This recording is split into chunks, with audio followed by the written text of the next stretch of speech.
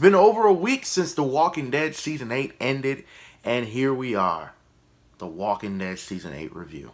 Help a brother out, you know what I'm saying?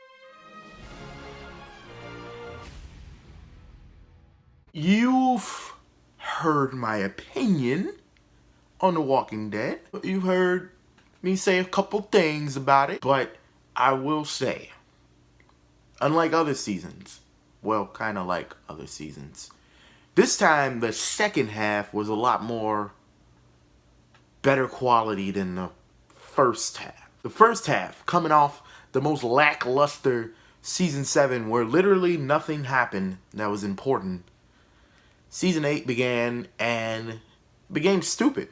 It was stupid, don't get me wrong. There was a point where Rick could have killed Negan, but it almost as if they were like, we need a whole nother season of this. So, yeah, this kind of reminds me, this whole season reminds me of Season 4. With the governor and how the end of Season 3 could have been like them killing him, but they dragged it on another half season. But this was like double that. This could have ended at the end of Season 7, but they dragged it on all the way to the end of Season 8. Like, Season 7, that little shootout or whatever, and him driving away with his finger out the window, lackluster, lacking. Morgan, everybody's favorite before he was oversaturated and overexposed. Man, remember Morgan was like so interesting? Season 1, that one episode. Season 3, that one episode. And then Season 5, it was like the little chase of him like slightly being behind them. And then all of a sudden they finally met up. And you thought like Morgan might be like Rick's humanity coming back. Here we are. And Morgan, does he want to kill? Does he not want to kill? Does he... What? There's so many times where we literally just switch from... The plot line is literally, should we kill or should we not kill? That's like Walking Dead on and off, on and off. And Season 8 was like on and off. Should we kill? Should we not kill? We kill. Now we don't kill. They talk about Avengers fatigue. Walking Dead fatigue. The first half of the season, I actually missed a couple episodes. Stopped watching. Literally stopped watching. And then I got the news that Carl died. That they killed off Carl. And mixed. Very mixed. Very mixed amongst my fans, amongst fans of The Walking Dead. But in hindsight, still was a bad decision. They killed off Carl, and everything as far as future for The Walking Dead became not even bleak. It became unnecessary. It's getting gray in his beard. He's getting old. He's not going to live that long. The only successor right now to him is, what, Negan? You know how old Holly is? I think that's the name of the baby. That baby is like 3-4 years old. Not that old. You know how many years until that little motherfucker is like able to do stuff on her own? Now I know true Walking Dead fans will be like, Clementine. Clementine was like 8, I believe. So she has about 4 years until she's Clementine's age. And even at that age, Clementine needed an adult mentor in order to like help her out. But after Carl died, I started watching again. Just to see how they'd handle it and everything. And it slowed down a little bit, but it also changed Rick a lot. And it just became a nice dynamic all of a sudden. It became Rick wanting to get revenge. Carl doing his 13 Reasons Why impression. And writing notes to everybody as to, this is why it happened. But it became a thing of Rick wanting to kill them out of revenge. But the problem was, the worst problem was, he had nobody to really be upset at. It was a walker that killed Carl. Not a savior, not one of his friends, not a human. It was a walker. And there's so many of those. You can just only kill so many. So he was just in a place of like sadness, but also wanting to honor his son in the right way. So it became this inner struggle of, should he keep killing? Should he kill all of the saviors? Will that make him feel better? And it became a point in the season where him and Morgan were in like this area, like captured by the saviors, and they gave them their word that they weren't going to kill him, and they savagely killed all of them.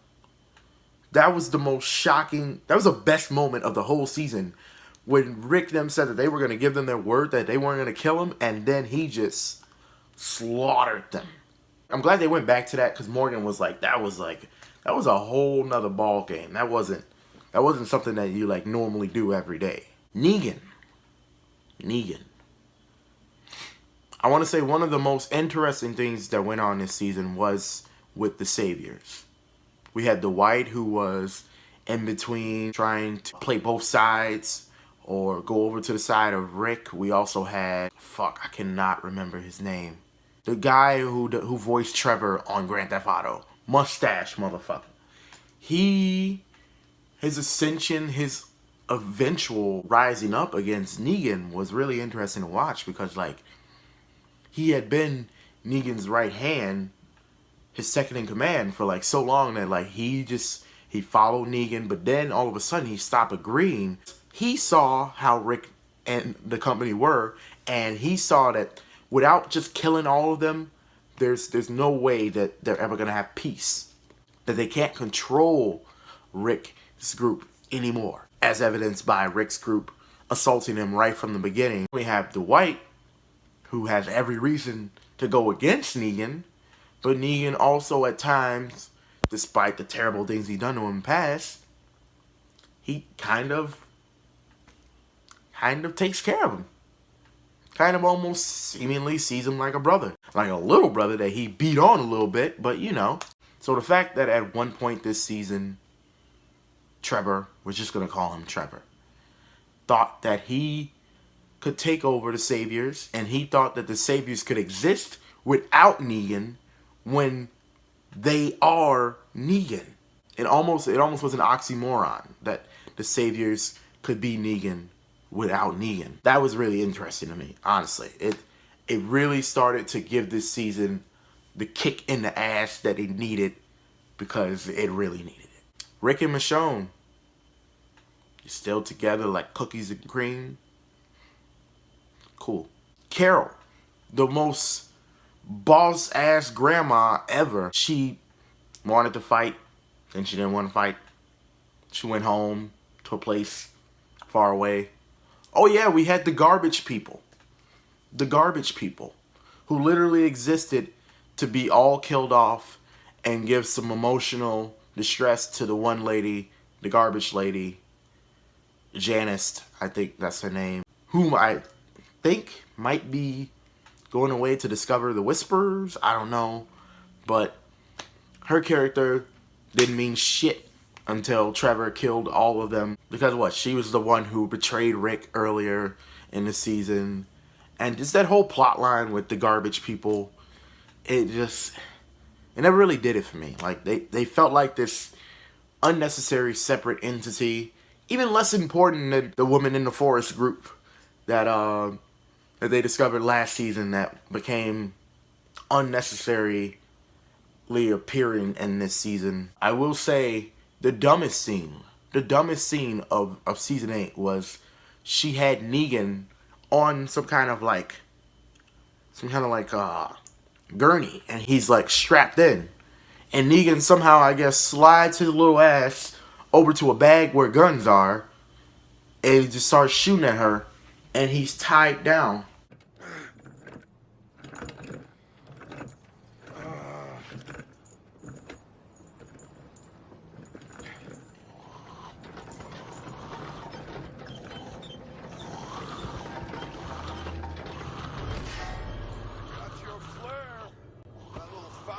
Start with my girl and let me tell you. Gotta think these snaps are near and dear. I'm pretty sure the range that you have when you're tied down is not that much. And he tied down like this. Well, he gonna cock the gun this way, that way, this way. Unless he breaks his wrist, there's nothing that he can do while he's tied down with a gun in his hand. Not to mention the possibility of how he got that gun. Of just sliding down, no arm movement, and just grabbing a gun. Whatever. Then there's the inconsistent characters. Tell me why we'll have characters like the fat Asian dude who are just like, you know, normal, serious people. Characters that you didn't actually know. But they think that if you have a character and they just like curse or say something slightly funny, that all of a sudden you're going to be like, whoa, there's such a human. Whoa, there's such a human. Take, for instance, the last episode. Ezekiel is talking to the fat Asian dude, and he's like, we got to get ready for today of what could happen. He's like, I ain't ready for shit. He's never talked like this the entire season. But they want you to be like, oh, we love the fat Asian guy. He's so great. Whoa, there's such a human. He's so funny. He's so human. These random out of character moments that like people just say things that are just really outlandish, and they think that that's the way to characterize a person and make you care about them. No. Overall, the season wasn't bad. It wasn't bad. Imagine that. Season 8. Way leaps and bounds better than Season 7. Season 7 was a 1-episode season. Season 8 was a 1/2 season. You could have just watched the mid-season finale of Season 8 and then watched it on. Because you don't really know that Carl got bit until the last episode. As far as the mid-season finale. You didn't really know that he got bit until that episode. And you don't really know exactly how it happened until a few episodes later. Anything before that didn't mean anything. So, while I would think the last part of the season was good, the first half was nothing. Nothing. They thought if you just add a whole bunch of action, because people complained how there was no action, that we'd just be like, whoa, The Walking Dead is insane. But it didn't work like that. Daryl was becoming Shane. Daryl was... He's obviously uprising towards Rick, and they know that that's the only way that they'll be able to kill Daryl. I don't give a fuck about Daryl, but there's like this big fan base of people who love Daryl, and they won't accept if they kill him if he's a liked person. It's almost like wrestling. They're turning him into a heel, which is a hated person in wrestling. So they're trying to get people to hate Daryl, and then they'll be able to kill him in Season 9. I called it. Watch it happen. The ending with Negan having his throat slit. And then we're just going to say, save him.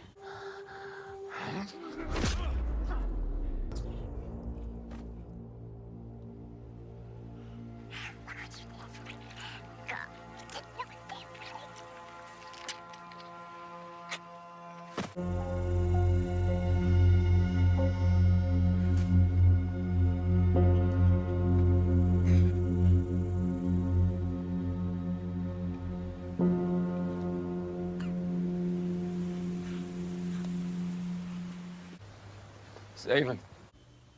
That's not how medicine works. That's not how anything works. Did you see Negan's neck? Negan was bleeding profusely.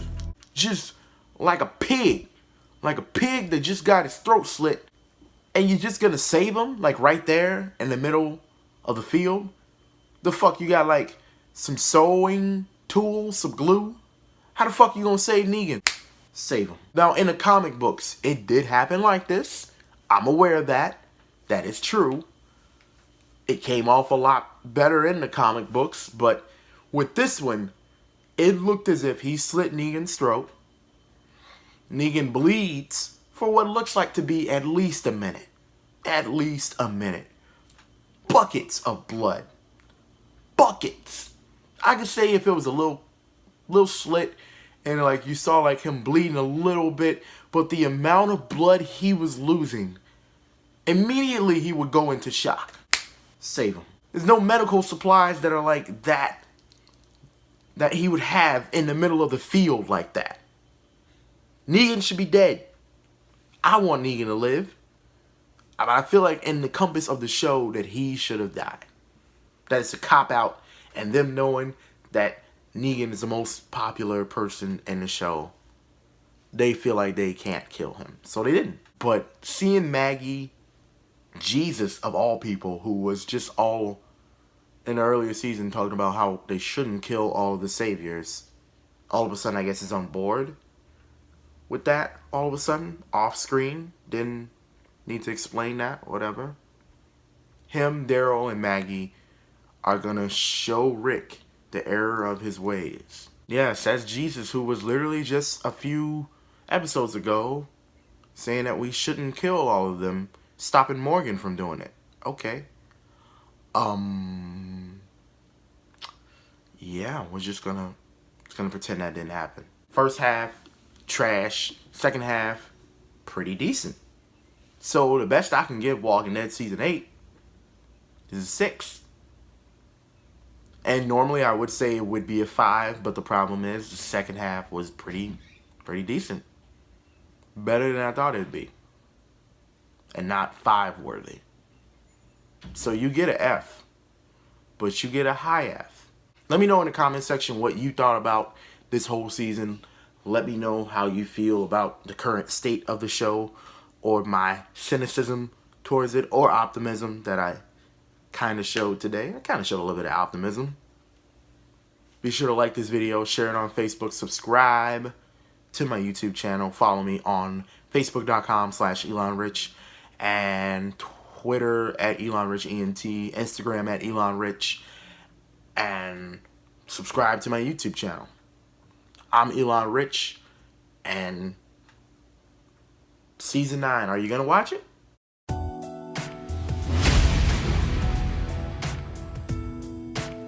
Now look at you walking in here looking all pretty and angry and mean and good. I know you didn't get your hair done so you could just sit down and just sit still. Hey, we trying to have a good time tonight. Let's go, baby. Let's go.